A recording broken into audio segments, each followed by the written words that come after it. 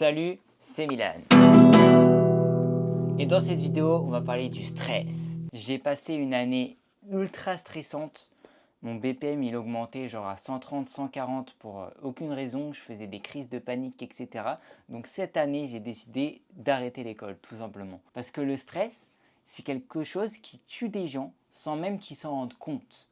C'est quelque chose qui est très dangereux.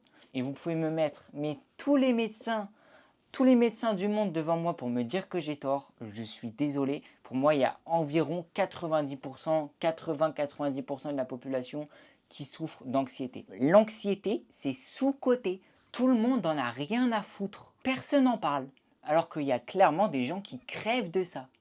Il y a des gens qui crèvent de ça. Fumer un paquet de clopes par jour, c'est moins dangereux que l'anxiété. Vraiment en cas extrême. Si tu fais une crise de panique, si tu penses que tu vas t'évanouir, etc.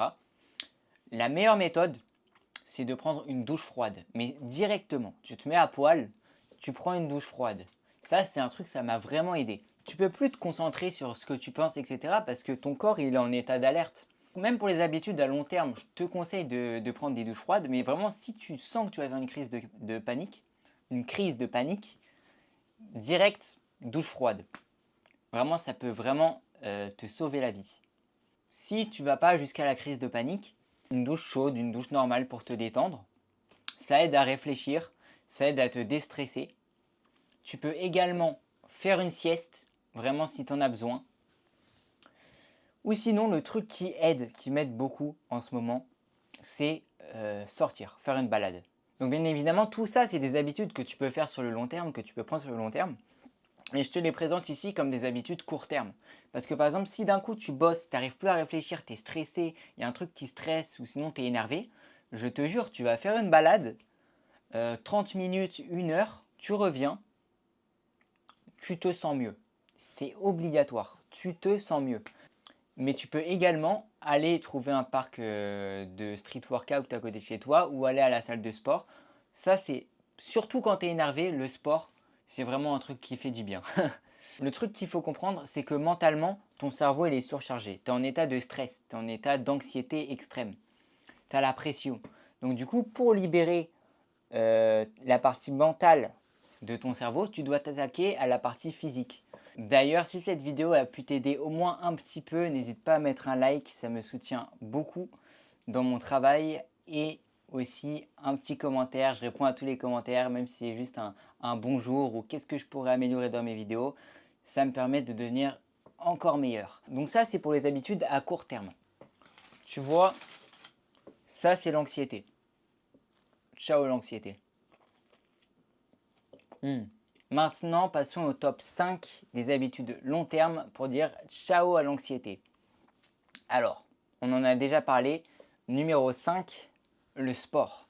Le sport, en faire au minimum 15-30 minutes par jour, ça produit des endorphines. Je ne sais pas si ça t'est déjà arrivé quand tu as fait du sport, bah souvent après tu rentres chez toi, tu te sens super bien parce que tu as produit un effort intense. Et c'est comme par exemple quand tu traverses dans la rue et que tu es sur le point de te faire écraser par une voiture ou un vélo, tu ressens de l'endorphine. Tu ressens brusquement du stress. Mais après, une fois que tu t'en es sorti, tu ressens ce soulagement. Tu vois très bien de quoi je parle. Et bah c'est ça l'endorphine. Et en fait, l'endorphine, c'est très bon pour la santé. Et c'est ça que tu produis quand tu fais du sport.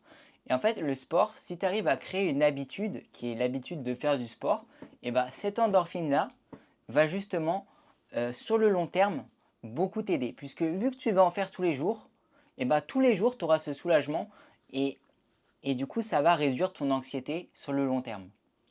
Ensuite, top 4. Je ne sais pas pourquoi, à chaque fois, j'arrive pas à mettre mes doigts comme ça et le quatrième doigt, il veut pas... Moi, je sais pas, ça me saoule. La lecture. En fait, c'est comme la méditation, la lecture. Avec la lecture, tu peux te concentrer sur une seule chose qui est lire le livre. Et en plus de travailler ton focus, ça permet justement de réduire ton anxiété. Il ne faut pas surstimuler son cerveau. C'est parce que c'est comme ça que tu ressens la pression, c'est comme ça que tu fais des burn-out, c'est comme ça que tu fais des crises de panique, c'est la surstimulation. C'est le fait que ton cerveau, il est beaucoup trop surchargé. Et pour éviter ça, il faut justement se concentrer sur une seule chose à la fois, méditer, faire du sport. Faire du sport, c'est aussi se concentrer sur une seule chose à la fois en soi. Et la lecture, c'est pareil. C'est vraiment quelque chose qui permet de réduire cette surstimulation.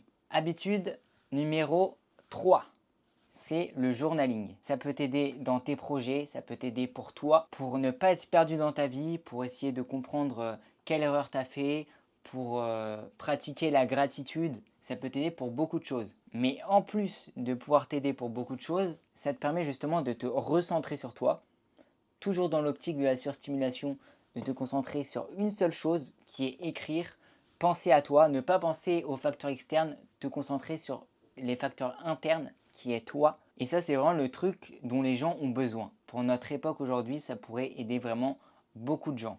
Numéro 2, la méditation. Il y a des gens, ils n'arrivent pas à méditer. C'est pour ça que j'ai aussi parlé de lecture, parce que la lecture, c'est une sorte de méditation qui est un peu plus simple. Mais la méditation, la pleine conscience, etc., tout ça, c'est des choses que je te conseille d'apprendre. Tu peux faire ça avec des vidéos, tu peux faire ça sans vidéo. Le but de la méditation, c'est pas non plus d'être dans une logique de dépassement de soi. Faut pas être dans ça avec la méditation. Il faut vraiment se concentrer sur soi.